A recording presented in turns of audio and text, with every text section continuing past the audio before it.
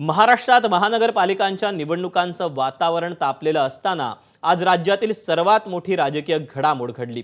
2 दशकांपूर्वी वेगळे झालेले ठाकरे महानगरपालिका निवडणुकीसाठी एकत्र आले।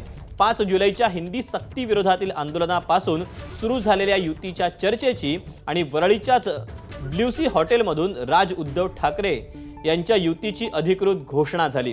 युतीच्या घोषणेआधी शिवतीर्थ या निवासस्थानी कुंदा ठाकरेंनी दोघांचं औक्षण केलं। त्यानंतर ठाकरे बंधूंनी शिवाजी पार्क येथील बाळासाहेब ठाकरे यांच्या स्मृतीस्थळावर जाऊन बाळासाहेबांना अभिवादन केलं।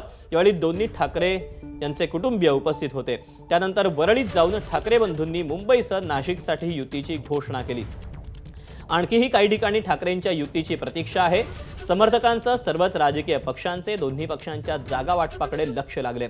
त्यामुळे उद्धव ठाकरेंच्या मशालीला राज ठाकरेंच्या इंजिनाची जोड लागल्यानं आता वेग येणार का हे पाहणं महत्त्वाचं ठरेल। आज आम्ही आमचं कर्तव्य म्हणून एकत्र आलेलो आहोत आणि मी मागेच म्हटलं एकत्र आलो आहोत ते एकत्र राहण्यासाठी। महाराष्ट्रामध्ये सध्या लहान मुलं पळवण्याची खूप टोळ्या फिरतायत। त्याच्यामध्ये 2 टोळ्या अजून जास्ती ऍड झालेल्या आहेत। ते राजकीय पक्षांमधली मुलं पळवतात। आपल्याला सांगू इच्छितो की बरेच दिवस ज्याची प्रतीक्षा महाराष्ट्र करत होता ती शिवसेना आणि महाराष्ट्र नवनिर्माण सेनेची युती झाली हे आज आम्ही आपल्याला जाहीर करत आहोत।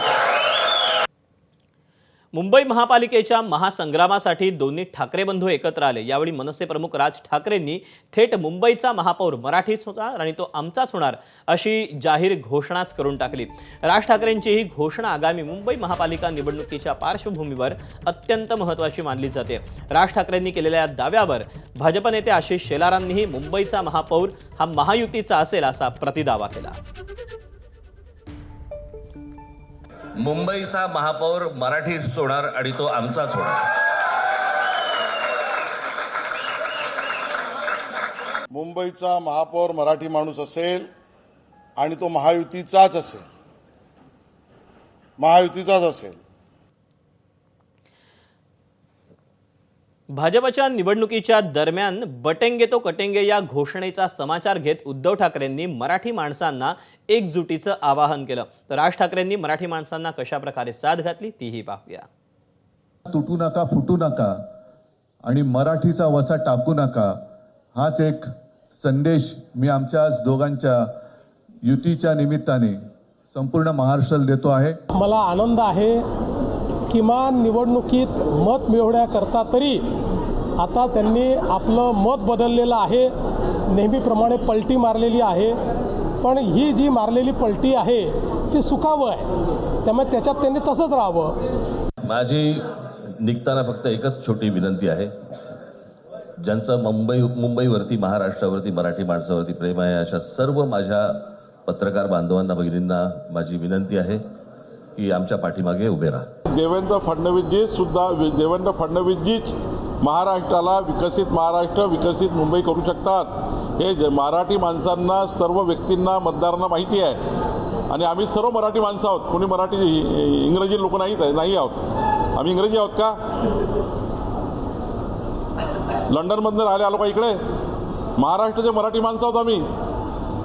महायुतीमधले सर्वच लोक मराठी माणसं आहेत आणि त्यामुळं मराठी करून मराठी भाषेचा सुद्धा तुम्ही त्या ठिकाणी अपमान केलाय। मला असं वाटतं की एक मुख्यमंत्र्यांचा व्हिडिओ पण फिरतोय ज्याच्यामध्ये ते अल्ला हाफिज असं बोललेत, बरोबर ना? तर या गोष्टी त्यांनी सांगू नयेत।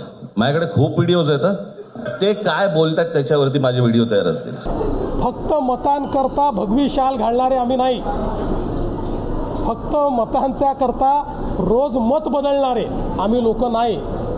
आम्ही हिंदुत्ववादी कालही होतो, आजही आहोत आणि उद्याही राहू। आमचं हिंदुत्व जनतेने पाहिलेलं आहे आणि त्यांना ते मान्य आहे। जे लावरे तो व्हिडिओ म्हणणारे आहेत त्यांना सांगतोय, या तुमच्या भाषणांचे असंख्य व्हिडिओ आहेत आमच्याकडे आणि आम्ही लावरे व्हिडिओ अंजन रूपी तुमच्या डोळ्यात घालू। दरम्यान ठाकरे बंधूंच्या युतीवर सत्ताधाऱ्यांनी जोरदार तोंडसुख घेतलं। ते एकत्रित आले याचा मला आनंदच आहे। ते एकत्रित येण्यामुळे फार काही घडेल राजकीय दृष्ट्या असा जर कोणाचा समज असेल तर तो बाळबोध समज आहे. निवडणुकीतलं आपलं अस्तित्व टिकवण्याकरता जे काही करावं लागतं त्या दृष्टीने दोन पक्ष जे अस्तित्वाकरता लढतात त्यांनी केलेली युती आहे. काही युत्या राज्याच्या आणि जनतेच्या भल्यासाठी होत असतात, जसं आमची महायुती. परंतु आता झालेल्या युत्या सत्तेसाठी, खुर्चीसाठी आणि आपलं अस्तित्व टिकवण्यासाठी. युती कुणाशी झाली तरी सुद्धा महायुती या महाराष्ट्रामध्ये मजबूतीने उभी आहे. डुबते को तिनके का सहारा या पद्धतीने उबाठाकडे आता कोणताही पर्याय उरला नसल्यामुळं आज राजसाहेबाला बरोबर घेणं हे त्यांना क्रमप्राप्त झालं, त्यांची मजबुरी आहे आणि म्हणून या मजबुरीची झालेली ही युती आहे. काय इम्पॅक्ट पडेल मला सांगा. तुम्हाला वाटते की वोटर सरनेमवरती म्हणजे ठाकरे बंधू असो किंवा गांधीज असो त्याच्यासाठी वोट नाही पडत. वोट पडत तर फक्त प्रगतीसाठी आणि इकडे आहे प्रगती आणि विचारधारा. स्वतःचं अस्तित्व टिकवण्यासाठी मुंबई हातामध्ये असताना मराठी माणसांकरता एकही निर्णय घेतला नाही.